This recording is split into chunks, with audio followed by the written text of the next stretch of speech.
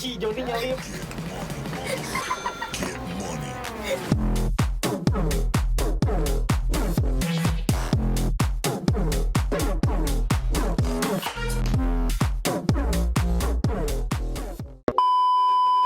Oh dia gini. Serius? Anjing. Anjing dia punya pistol dong, goblok nggak? Anjir.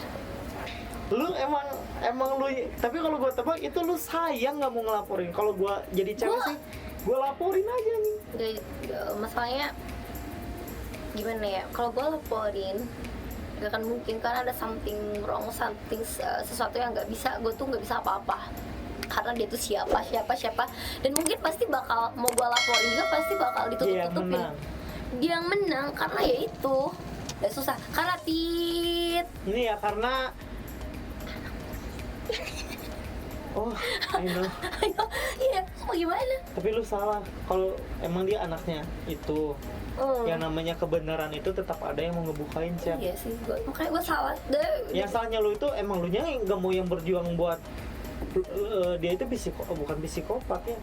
Dia itu punya kepribadian ganda yang parah. 8 gitu. iya, makanya kasihan banget. Walaupun dia mau itu anak siapa, kebenaran itu ada beberapa orang nih share ya, yang gua kenal juga.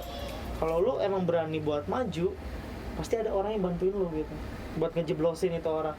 Sekarang gini, mungkin gak ke lu aja sekarang, mungkin udah putus sama lu ke cewek yang sekarang itu. Nah itu gitu. yang gue takutin. Nah tapi sih gue berdoa aja sih semoga enggak. Ya. Gak apa-apa lah, gak sampai mati gitu anjing. Tapi ya untungnya gue nggak apa-apa gitu. Untungnya gue nggak apa-apa, itu parah banget gila, parah banget. Karena kalau yang gitu ya, setahu gue ya, udah bisa sampai ngebunuh. Karena gue hampir mati, untung ada ibunya yang nyelamatin. Coba banget anjing masalah hubungan dia coy. Kalau saya anjir ini nanti kedengaran gak? Hah? Kamu kedengeran nggak juga ya nggak masalah. Kita kalau selama kita nggak bilang namanya siapa, rumahnya siapa, nomor rekeningnya berapa, nomor listriknya berapa, nomor kakak apa segala macam, nggak masalah. Iya, ini kan sih, kita lagi itu cerita pengalaman aja. Jadi Jadi biar beberapa orang yang kenal lu, kenal misalnya siapa, kenal siapa, tahulah sisi baiknya lu, sisi sedihnya.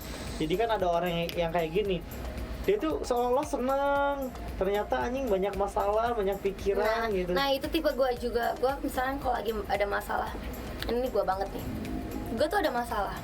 Kalau misalnya teman-teman gue pasti dia tuh curhat ngomongin ini sampai pasang update status, gue tuh paling anti. Kalau gue ada masalah mending gue nangis sendiri di kamar. Gak ada tempat bercerita. Nggak ada. Nah, disinilah tempatnya. Anjir. Iya kebetulan ya mumpung gue lagi ini deh, lagi sakit jadi bisa jujur-jujuran. Nah itu istilahnya gue kalau misalkan lagi ada masalah, gue nggak pernah cerita sama orang-orang sama teman gue, karena kan istilahnya teman-teman gue kan nggak semuanya teman gue tuh bisa dipercaya. Rata-rata kan istilahnya oke udah ngomongin di belakang ini ngawik-wik, banyak kan yang kayak gitu kan. Aneh. Gue paling males, makanya kalau misalnya gue ada masalah, mau masalah apapun ya gue mending nangis, gue mending cerita sama orang yang bener-bener gue percaya, baru gue cerita gitu. Nah, lu dua semenjak lu cerai nih, masalah nafkah itu gimana sih? Maksudnya masih lu juga nafkahin atau pure dari mantan suami lu? Gue sih dari cerai, gue sih nggak dinafkahin sih. Dari sama-sama. Dari gue cerai. Dan sekarang pun istilahnya gue tuh sama suami gue, istilah gue mau, ini kan anak-anak gue sama dia nih. Anak-anak gue sama dia, kayak misalkan gue gini apapun juga gue nggak ngambil, walaupun memang kita dari nol gitu, karena gue nggak mau ribut ya. Gue nggak mau ribut. Kalau misalkan masalah sekarang, suami gue kan bisa menafkahin anak gue, tapi gue tetap istilahnya untuk keperluan anak-anak sebulan gue selalu kirim, tapi nggak berbentuk uang ya. Misalkan keperluannya dia mau tas apapun itu, mainannya dia, setiap bulan dari gue pisah sama suami gue, ex gue selalu kirim apapun itu. Misalkan dari bajunya, dari samponya sampai sampo-samponya gue selalu kirim. Karena kan gue merasakan gue masih berasa gue tanggung jawab dan gue masih bisa cari duit. Ya udah gue kirim, walaupun istilahnya memang harus dia juga gitu, tapi semuanya gue yang kirim, dari bajunya dia apapun itu gue yang kirim. Berarti hak milik anak itu di suami? Hak di suami. Dan gue ngerasa sih sebenarnya gini, gue sedih sih karena gue rada dibatasin ketemu sama anak dari video call apa segala macem sih. Video call oke, cuman kalau misalkan gue ketemu itu dibatasin banget. Mungkin ini tebakan gue aja ya, mungkin karena emang lu masih di dunia entertain gini, mantan suami lu mikir Nah mungkin ya. lu itu pengaruh yang buruk gitu. Nah oke, gue terima lah ya misalkan dia berpikir seperti itu karena gue masih di dunia entertain, gue masih nyanyi, gue masih nge-DJ. Tapi ada tapinya, gue juga nih istilahnya sekarang kan usaha. Nanti kita gerak usaha dia. Oke? Gue usaha gitu istilahnya.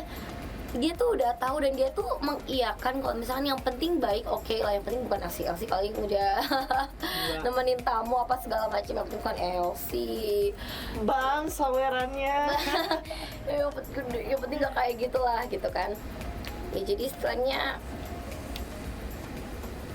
kalau masalah itu sih gue juga tahu mantan suami gue juga ya istilahnya suka hiburan. Iyalah pasti, Astaga, iya mantan suami gue juga suka hiburan. Gue nggak tahu, so, kalau dia nonton ya nggak apa-apa lah. Nggak apa. Halo Koko. Ya istilah gitu. Ya kalau misalkan masalah buat karena ketemu di entertain apa misalkan DJ apa segala macam, dia tahu dan dia juga istilahnya nggak mau nafsu, dia suka kok. Gue tuh pengen istilahnya ya udah sih sini anak-anak ikut gue ke Bandung, gue tuh nggak akan nyulik anak gitu. Jadi dia tuh nyangkanya gue tuh nyulik anak. Ya enggak lah. Nah itu dia, makanya bikin gue sebel. Sampai anak-anak gue nangis-nangis pengen ikut ke Bandung untuk beberapa waktu, tapi dilarang. Padahal gue yang setelah gue ongkosin kayak apa tuh, gue yang ongkosin gitu lah istilahnya. Gue nggak ngebebanin dia, biar anak-anak sama gue dulu gitu. Ya tapi istilahnya ya begitulah, susah.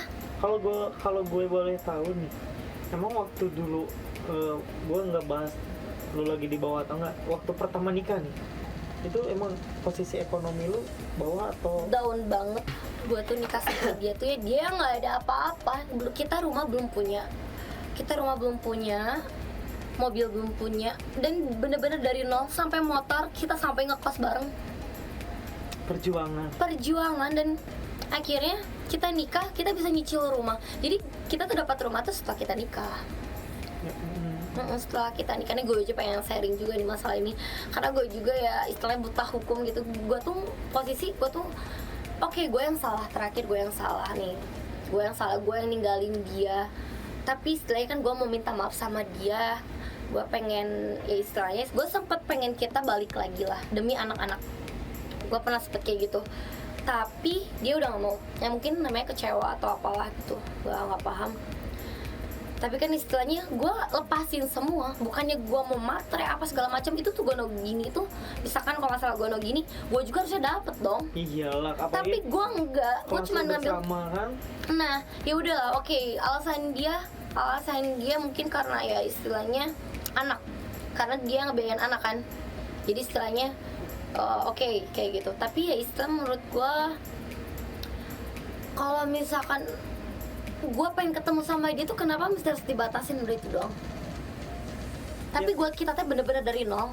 Terus gue di sana di ND tuh sampai pernah gue sampai minum teh kotak aja nggak kebeli. Sian banget anjing.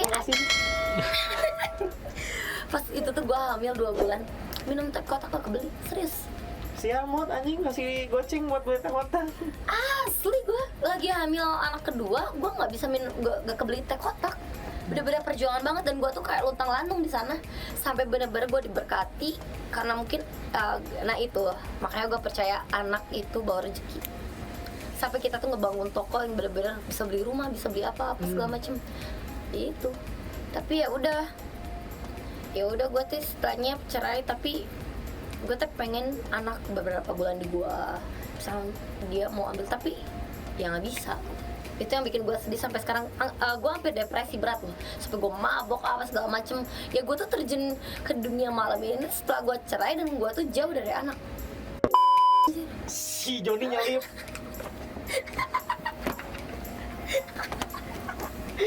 Joni nyelip. Bentar dulu. Gak enak. Bisa gitu ya. Oke, tadi kan gue udah nanya-nanya tentang ya masa lalu lu gitu ya. Sekarang gue mau nanya kepotnya tentang karir. Karirnya yang benar. Oh, nggak bisa bahasa Inggris sih anjing. Kerjaan lah aja lah ya. Oke. Karir apa nih? Sebelum lu jadi DJ itu dengar penyanyi ya? Sebelum jadi penyanyi, gue jadi babu dulu. Oh, anjing babu apa? Babu sek. Gue jadi ibu rumah tangga.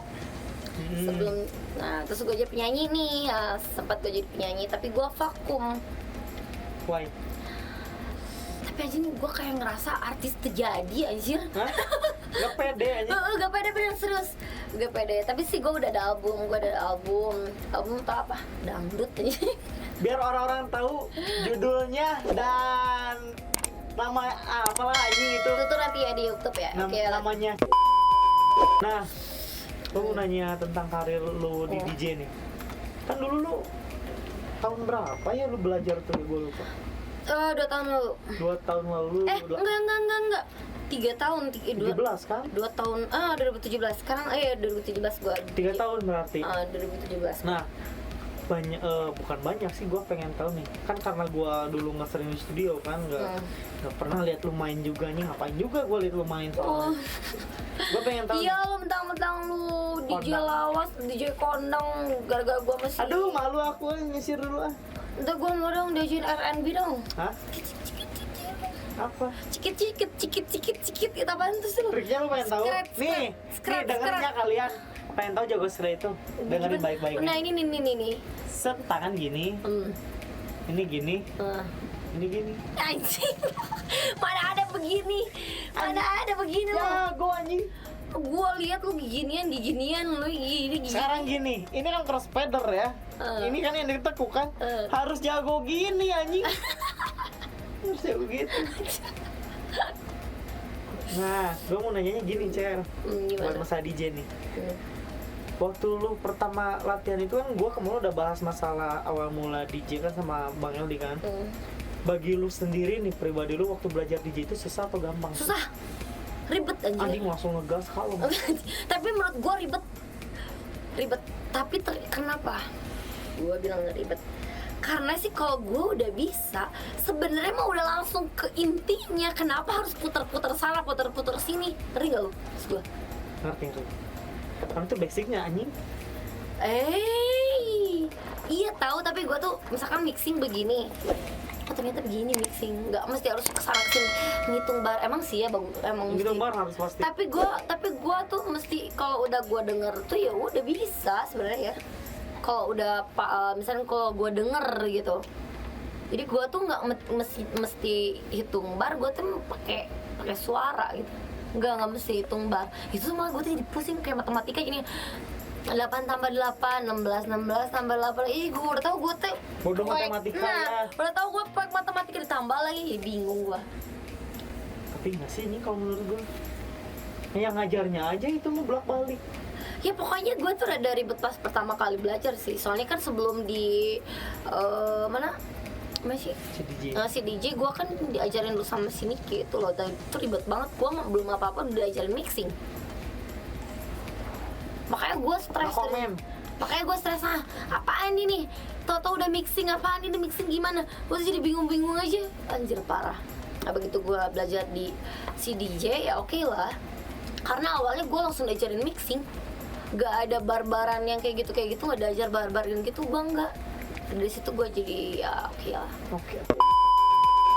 Oke, Cer. Oke, gimana kannya?